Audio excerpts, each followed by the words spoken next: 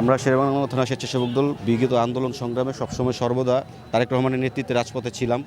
ইনশাল্লাহ আগামী নির্বাচন যেন সুষ্ঠুভাবে হয় এই প্রত্যাশায় আমরা শেরেবাংলা থানা স্বেচ্ছাসেবক দলের কর্মী সভা আজ এই কর্মী সভায় আমাদের একটাই প্রত্যয়, এই কর্মী সভার মাধ্যমে আমরা সুসংগঠিত করে জনগণকে সাথে নিয়ে যেন আগামী নির্বাচনটা অবাধ, সুষ্ঠু এবং নিরপেক্ষ হয় এবং জনগণ তাদের ভোটটা প্রয়োগ করতে পারে ঠিকমতো।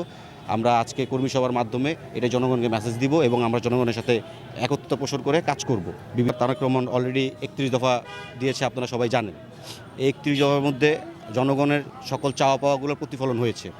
আমরা সেই 31 দফা বাস্তবায়নে জনগণকে নিয়ে একত্রিত হয়ে জনগণের যে ভোগান্তিগুলো আছে, জনগণের যেই চাওয়াগুলো আছে যেগুলো অতীতে পূরণ হয় না, ফ্যাসিস্ট সরকার পূরণ করতে পারে না, এগুলো অবশ্যই তারুণ্যের অহংকার তারেক রহমান তার নেতৃত্বে আসলে ইনশাআল্লাহ এগুলো বাস্তবায়ন করবে।